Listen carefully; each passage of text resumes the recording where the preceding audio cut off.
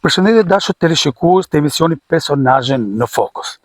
Në këtë program, që do të ndihni këtë të shtunë me shumë dashuri, me shumë pyetje, nga personazhet e ndryshëm. Jeni ju që duhet të na shkruani për këtë emision, për të sjellur në ekran personazhe aty ku personazhet jetojnë. Kjo është sjell për ne, sjell për ju, personazhet, bisedat, komunikimin drejt për drejt me ju, për të sjell atë që ata kanë në jetën e përditshme. Për mua sot do jetë në këtë emision të shtunës, ku ne kemi zgjedhur ta sjellim këtë emision këtë të shtunë, mes gjelbërimit, mes cicërimave të zogjve, mes ajrit të pastër, pikërisht në parkun kombëtar Divjak Karavasta. Emisioni i kësaj të shtune do të vazhdoj duke mbledhur personazhin, duke sjellur punën e tij dhe jetën e tij. Por fokusi i këtij emisioni është poezia. Poezia e një pedagogu, e një juristi, e një drejtuesi, e një punojësi, e një punëtori. Por kjo shtun sjell një personazh të veçantë. Dhe ne do ta prezantojmë personazhin në momentin që ne bëjmë ftesën për të ardhur këtu, për të qenë me ju, për të treguar gjithçka për veten, gjithçka që shkruan, gjithçka që vargun e hedh në penë dhe pena e hedh në letër, për ta sjellur tek ju, për ta dëgjuar me pjesën e tij më të mirë në jetën e tij të përditshme. Ky është një personazh që sot ka dhe një detyrë tepër të rëndësishme, duke qenë çdo ditë me njerëzit, duke sjellur atë çka ai ndjen në brendësitë e vetes. Prandaj, më para se ne të kalojmë te pjesa e ftesës së personazhit, të ndjekim vetë personazhi të recitoj atë çka ai ka shkruar në poezitë e tija. Ti e mollë ndaluar unë Adami me Katar, të kafshoj pa tjetër duas të pohoj se jam i gjallë. Do ta nisja me të ftuarin e radhës. Sapo ndoqim një poezi shumë të bukur, ku i ftuari ja ka dedikuar vetes, natyrës, bukurisë dhe çdo gjë. Me mua sot, për ju, për ne, për çdo kënd që i shkruan emisionit Personazhe në Fokus, e zoti Luan Mema.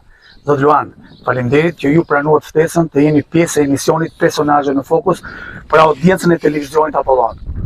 Mirëdita, faleminderit për ftesën që më keni bërë, faleminderit televizorit Apollon, faleminderit që jam personazh i këtij emisioni për të qenë komunikues drejt për drejt me publikun dhe me gjithë ata që do të ndjekin këtë emision. Shumë faleminderit. Ju jeni në profesion, keni mbaruar oficer policie, jurist, pedagog, gjithçka bëni edhe poezinë.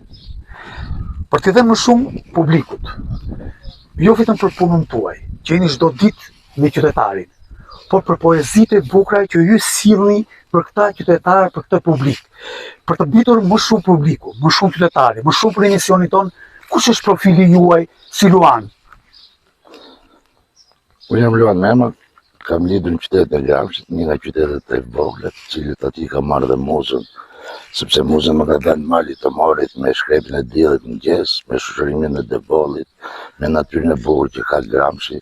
Edhe kam filluar poezinë në moshën time 15 vjeçare, kam qenë gjimnazist dhe poezia ime e parë ka qenë Mollë e ndaluar, një nga këto poezitë të cilët e recitova pak më parë 4 vargje të saj, ti e mollë e ndaluar unë Adami me Katar, të kafshoj patjetër dua të pohoj se jam i gjallë.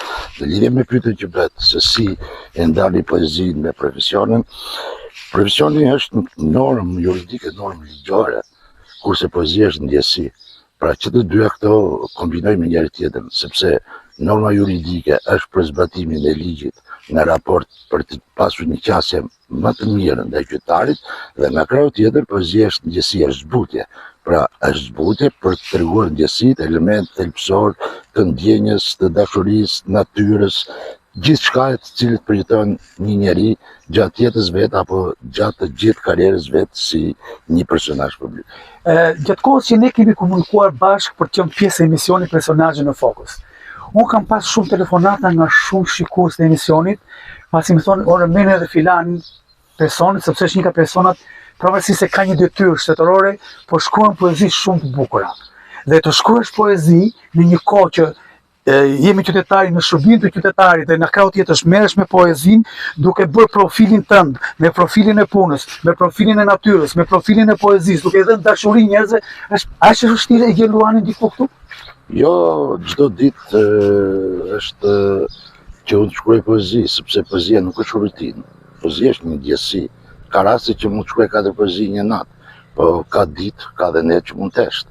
Kështu që poezia është një art i cili vjen si pasojë një muze, frymëzimi, cilit poetët i marrin gjatë jetës tyre të përditshme. Kurse lidhje me punën, puna është një detyrim, një detyrë profesionale, të cilët unë kam studiuar në Akademinë e Policisë, kam studiuar në Fakultetin Juridik, kam mbrojtur mastër shkencor, jam një nga lektorët që janë në drejtën penale, jam në kriminologji, të drejtën civile dhe penologji, që kanë lidhje të përbashkëta me poezinë. Po poezia është një art tjetër i veçantë i cili ka lindur tek unë në moshën e re dhe hapas hapi është bërë si një pjesë e jetës time të përditshme.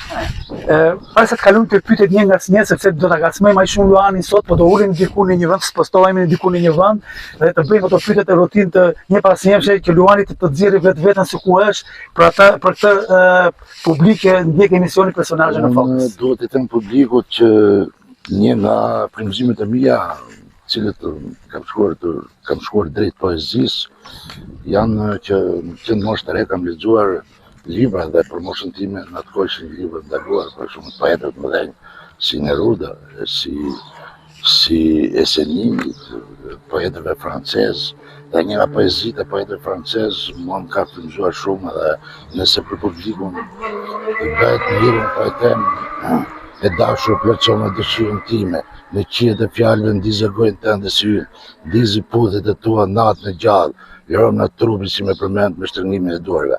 O, sukur më ishesh në mua, ndëroj sukur fle për shëndra. Dhe këto ishin vargje që mund kam tërhitur fort në moshën time të rinis 15, 16, 17 vjeçare. Dhe kjo ka qenë hapi im i parë, që mund është kultivuar poezia, ndoshta dhe e lindur, ndoshta se poezia është e lindur, nuk mësohet, ndoshta dhe e lindur, por vetëm gjë po i them lexuesit, sa më shumë të lexoni, sa më shumë libra të lexoni dhe larg interneteve. Megjithatë sot është bërë në modë që po lexon kush librin, po shikon internetin, po për mua libri është gjithçka, libri është ndjesi, libri është ai që të sjell, të kultivon, të motivon dhe të jep frymëzim. A mund të kalojmë te vendi tjetër tani, më të lirshëm për të folur bashkë. Faleminderit. Luan, jemi ulur në vendi që ne kemi përcaktuar për të bërë bisedën tonë sa më të lirshme. Sepse vetë formati i televizionit, Apollon dhe vetë formati i emisionit, tregon lishmërinë për të folur me audiencën, për të treguar gjithçka që ju keni për poezinë. Pikërisht, ne do ta nisim me pyetjen e parë. A përkufizohet poezia, ka përkufizim poezia, si bëhet poezia? Ka një pikë, ka një pikë, ka një shkrim, ka një fjalë, si e shikon ti?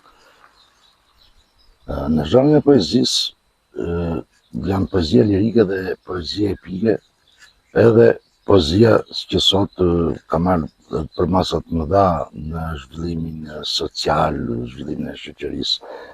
Por poezia lirike është frymëmarrje, është ndjesi, është shpirt, është botë e brendshme. Ndërsa poezia epike është gjurmë, është histori, është gjurmë i cili të lihet për një ngjarje, për diçka që të ka ndodhur. Dhe duke i gëshuar të dy këto bëjnë atë formimin në tërësi të poezisë. Unë më tepër kam shkruar poezi lirike, por jo se jam mbrapa me poezinë epike apo poezi patriotike apo poezi të tjera. Por më shumë kam shkruar lirika sepse e ndjej lirikën, e dashuroj natyrën, dashuroj detin. Unë jetoj në qytetin e Durrësit dhe çdo ditë pushimi që kam të dielëve shkoj buz detit, aty është muza ime, është frymëzimi. Pra deti për mua është gjithçka, aty marr gjithçka dhe jap gjithçka, sepse poezia është një komunikim i cili nuk komunikon me njerëzit drejt për drejt, por komunikon me vargje dhe nëpërmjet vargjeve bën transmetimin tek njerëzit. Kur i lexojnë lexuesi, duhet të ndjehet që është brenda kësaj poezie. Gjatë kohës që ju veni, ato 2 ditët e pushimit që ju keni, që dini me familjen apo shkoni të buzë si pas jush që sa po folot. Kur vjen frymëzimi si e shkruan Luani? Shko, unë... A meni shkopin dhe shkoni si diku që të rëgon dhe dritora golli që unë koveja buzdetit thoshte, nëse më kujtosh diçka për të shkruar nuk kisha mundësi, thoshte shkruajnë buzën e detit në rrë? Po, më ka ndodhur dhe mua, më ka ndodhur në vitin 1994, kam qenë në Gdansk të Polonisë, në këtë rast më ka rënë një telefonat nga familja, dhe ishte një moment që unë isha bërë baba, dhe në këtë kohë kam shkruar gjithçka në këtë poezi kam hedhur edhe në libri me natën putën, kam shkruar në herë për publikun, po them vetëm 4 vargje, me ty dhe zemrën time ta sillte jashtë ty, po deshe me rei dhe po deshe besy. Kështu që si një drejtor i madh të gjithë na ka ndodhur një që kemi shkruar edhe me shkop për herë. Pastaj i kemi hedhur në copa letre dhe në vonë pastaj i kemi dërguar në redaksi për shpifatuese për t'i botuar këtë poezi. Megjithëse unë kam botuar disa poezi, por shumicën e poezive nuk kam botuar. Unë kam rreth 1000 poezi dhe nga këto 1000 poezi nuk kam botuar shumicën, për arsye sepse sot libri nuk është aq i pranueshëm te lexuesi, sepse lexojnë për internet. Për mua si poet apo si shkrimtar, unë nëpërmjet kësaj interviste apo nëpërmjet këtij televizioni do t'i bëj tire të gjithë poezishkruesve apo të gjithë publicistëve apo të gjithë ata që mirë me prozë që t'i botojnë dhe një nga veprat më kryesore është libri. Dhe një ditë unë të gjithë këto poezi apo edhe romanet që kam shkruar, roman Qyteti Shpirendime, apo 2 kopertina të njëjta, edhe këto 2 romane, njëri nga këta e ka botuar dhe 2 kopertina janë në një proces që cili do ta botoj. Por sot kjo është e vërteta. Më shumë lexojnë nëpër internet se sa lexojnë librin. Pikërisht unë do merrem me titullin e kopertinës tënde. Në natën puthem. Me natën puthem, çfarë kuptimi ka kjo? Sepse ka kjo titulli i kopertinës me natën puthem, kam diçka të veçantë, ndoshta ju ka ndodhur jua në një miku tuaja, apo thjesht një fantazi e shkruar me mendimin e ditës? Ishte një zgjedhje e titullit për librin me natën puthem, nga gjithë tërësia e atyre tuveve lirike, të cilët unë kisha në letra, pastaj hodha në libër dhe në imazhin tim apo në fantazinë time shkonte më mirë ky titull i këtij libri me natën puthem. Sepse edhe te poezit, për shembull unë te libri me natën puthem kam hapur me një poezi, nuk e di as vetë kush jam një iluzion. Pra e gjithë kjo më ka ndikuar që librit me natën puthem të vendos titullin me natën puthem. A ka fantazi Luani? Patjetër që ka fantazi. Jo... Ku e gjen? Jo, thash pak më parë, fantazia është te muza, është tek njerëzit, fantazia është tek... Po te dashuria, s'esh? Është tek dashuria, sigurisht, te dashuria ka fantazi. Jo poeti kur nuk shkruan për vetë në vetë, në rastet të ralla ku bën një poezie, poeti gjithmonë shkruan për lexuesin. Pra poeti duhet të shikojë nëse kjo poezi i përshtatet lexuesit, nuk dihet lexuesi brenda kësaj poezie, apo nuk dihet lexuesi brenda. E gjen veten lexuesit e kjo poezi, dhe në këtë moment që mushet, sepse gjithmonë shkruhet në lirikat, gjithmonë shkruhen në vetën e parë, dhe radhë mund të shkruhen në vetën e dytë apo në vetën e tretë, por lirikat gjithmonë shkruhen në vetën e parë. Dhe kur shkruhen në vetën e parë, aty ndjen sigurisht poeti, por normalisht aty është lexuesi. A ndikon profesioni me poezinë, shkruajtjen poezinë pasi kontaktoni shumë njerëz çdo ditë? A ndikon ndonjëherë që një poezi, në një mendim, në një ide që në momentin ju doni ta shkruani pasi puna e përditshme u sjell çdo ditë me njerëz? Shikoj, unë shpjegova që në fillim. Ishte shumë pak e shpjeguar, duhesh pak më kuptueshme për shikuesin. Profesioni im është një profesion i cili i shërbej qytetarëve me dëshmërinë time, me devotshmëri, me përkushtim, profesionalisht, dhe është një normë i cilit kanë detyrimin ligjor për ta zbatuar dhe për të shërbyer qytetarëve. Poezia është një ndjesi, ka element brenda anës sociale, ka element brenda natyrës cilët unë përshkruaj, ka element brenda dashurisë, ka element brenda asaj çka ne shikojmë, ka element të cilësime zogjeve, ka element shurime e pyjeve, ka element të thellësia e detit, ka element të valza e detit, ka element të shkem. Pra, është ndryshe nga ajo, por një gjë po e them për publikun që nëse unë zbardoj gjithë aktet normative në zbatim detyrës time si oficer policie, në anën tjetër unë kam ndjesitë e mia i cilit është zbutja.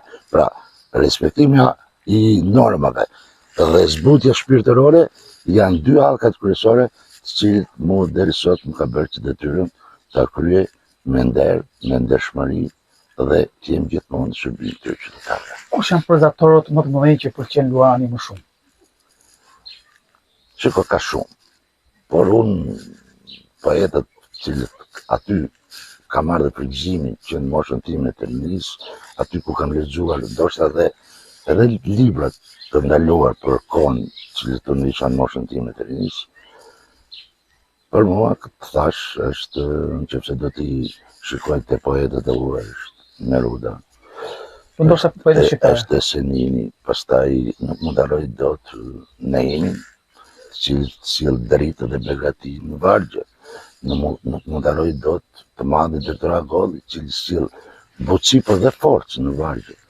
Nuk mund harroj dot Ismail Kaderen, i cili sjell metaforën në histori, Visargjitin, Luljeta Leshanakun,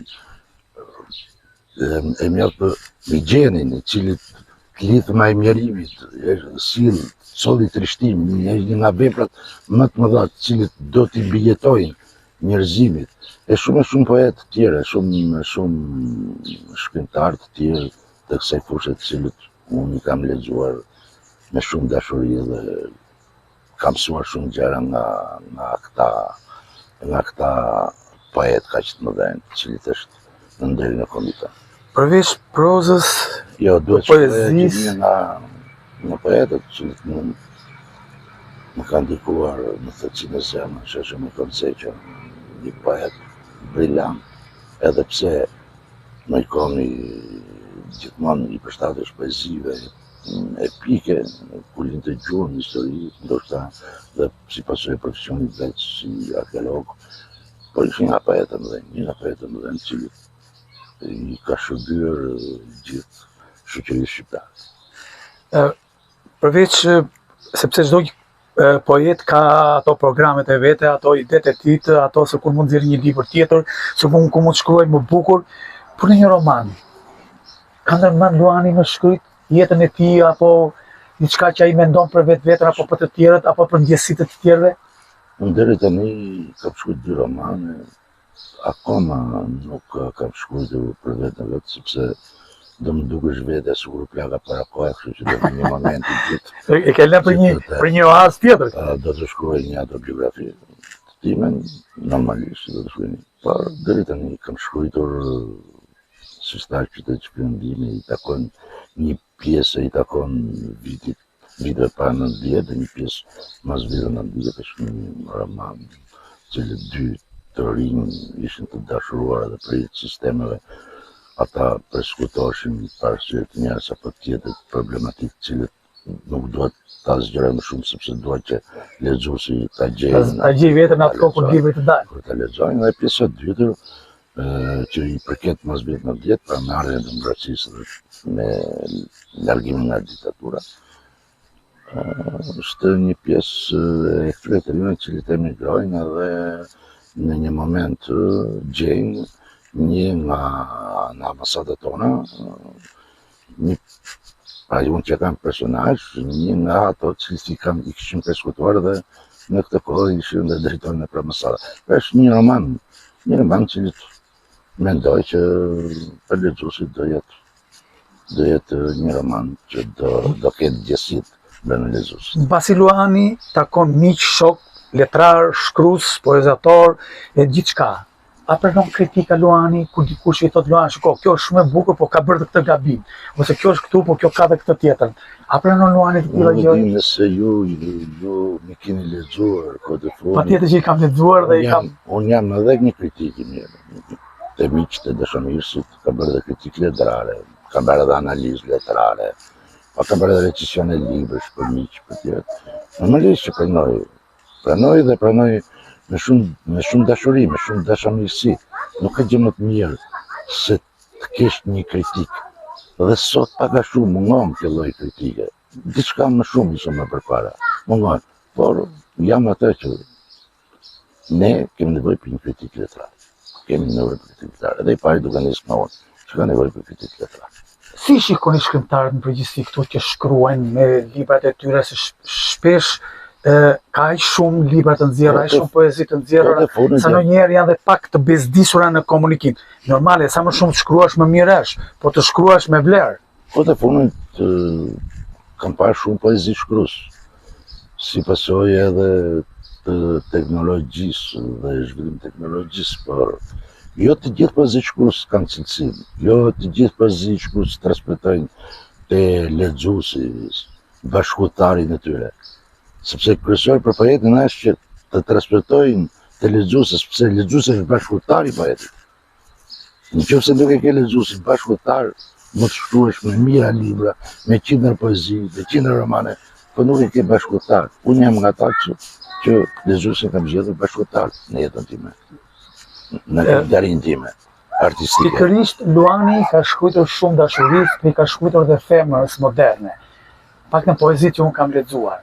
Pikërisht ku e kanë gjetur atë ku e ke gjetur atë si të dashurinë e madhe për të shkruar edhe femrës moderne, asaj kohe moderne. Ai shikon Luani modernizimin të lidhur në bashkëjetesë me dashurinë. Shkoj. Të shkruash për femrën është uni, sepse vetë femra është uni. Dhe të tregosh dhe të shkruash me vargje, me fjalë të zgjedhura, për qenien femërore, ke përjetuar ato ndjesitë shpirtërore dhe ke dhënë një mesazh të fuqishëm, cilit sot femra duhet lartësuar në kuptimin e të mirës, e më të mirës, sepse femra është ajo cilit ne na ka lindur, femra është ajo cilit ne na ka shërbyer, femra është në cilën ajo i jep jetë kësaj shoqëria apo kësaj bote. Pa femrën ne sot do ta kishim komunikim bashkë. Juve në poezitë e fundit unë do të përmendja, po, të fundit që unë kam lexuar të paktën është poezia Nënës. Po, pritja e Nënës është një poezi që kam shkruar ku isha gjimnazist në vit 4, në atë moshën tonë të rinjis, pa moshën akoma 18 vjeç, e pa shkuar në universitet. Rrimim kështu me kitara në përdua dhe vonoshim edhe gjithmonë në time e kam gjetur, gjithmonë prap, cilin priste. Edhe ndaja kam kushtuar këtë poezi pritje e Nënës. Një poezi që tregon ndjesi, ka metafora, ka një stil të veçantë në ndërtimin e poezisë, ka një strukturë të formuar. Uroj që lexuesi ta ke ndjerë këtë poezi, ashtu si jo vetëm për nënën time, por për gjithë nënat shqiptare. Lexuesi do ta lexoj këtë me atë çka ti e thjerr vetë autori, apo me dashurinë që ata nxjerrin nga brendësia vetës. Se sot shikojmë që ka shumë polemika në këtë brendësi, sidomos fëmia, nëna, largimi të rinjve. Si vjen kjo poezi sot? Unë thash në fillim që lexuesi do të zgjidhë vetëm të poezia, edhe të poezia pritje e Nënës, në pavarësisht se ne kam dedikuar nënës time, por këtë dedikim i kam për gjithë nënat shqiptare, kështu që gjithë lexuesit do gjejnë dashurinë e Nënës aty te kjo poezi. Kush janë poezitë e fundit që ti je në shkrim dhe për t'i nxjerrur në atë pjesë që ti nxjerr, sepse ti je shpesh i hedh në rrjetet tënde sociale dhe ato klikojnë aq shumë, sepse unë i kam ndjekur dhe unë poezitë e fundit nuk është se në momentin që unë i kam edhe në rrjetet sociale që e kam shkruar. Poezita e mia e fundit është një cikël poetik me motiv patriotizmi, përse kanë një cikël poetik me motive dashurie. Të cilët duket se kam edhe para 4-5 ditësh në internet dhe do t'i gjente faqe ime, cilët kam një faqe zyrtare në Facebook, vetëm për letërsinë time, për ardhin e krimit, për krimtarin time. Për këtë mbaj këtë faqe. Përveç rrjetit tënd social, dhe më lart më thatë që ju jeni duke përgatitur për të nxjerrë një libër tjetër me poezi plus roman që më thatë që keni menduar çdo gjë. Sa do të vazhdojnë Luani më të shkruar? Nuk e di sa do të vazhdoj. Pak pyetje e vështirë kjo.